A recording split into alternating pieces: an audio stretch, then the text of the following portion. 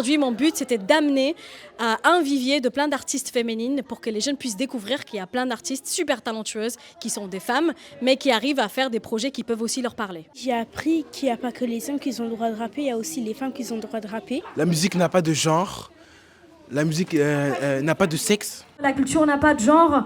Vous faites ce que vous avez envie de faire, vous vivez comme vous avez envie de vivre. Cette conférence était l'occasion d'évoquer une histoire méconnue, celle de femmes élues sans en avoir le droit. C'est aussi l'occasion de parler de femmes dont le nom ne figure pas ou très peu dans les livres d'histoire et de comprendre aussi que l'égalité des droits, c'est le résultat de mobilisation dans la longue durée de la part de militantes féministes, de la part de militants politiques. Et donc je pense que ça a du sens de venir parler de Joséphine Pencalette et des autres femmes élues de 1925. Le premier cri que j'ai poussé,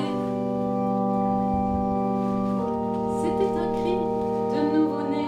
C'est un spectacle qui veut un peu balayer les chansons de femmes qui disent « je », contrairement à ce qu'on pense. Les femmes ont toujours écrit, c'est pas forcément parvenu. L'idée, c'était de transmettre ces paroles-là, ce que ça raconte de la condition des femmes. Moi, de découvrir tout ça, ça a été vraiment, je sais pas, comme si on me donnait de l'eau alors que je savais même pas que j'avais soif. C'était magnifique. J'ai beaucoup apprécié, surtout les chansons.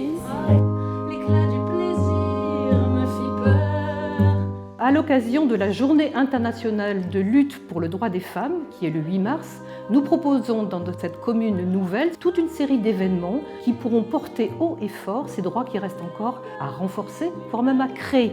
J'en ai perdu ma voix, mais on vous donne rendez-vous dans tous les équipements municipaux et chez nos partenaires pour une belle programmation ce 8 mars 2025 pour continuer la lutte pour les droits des femmes.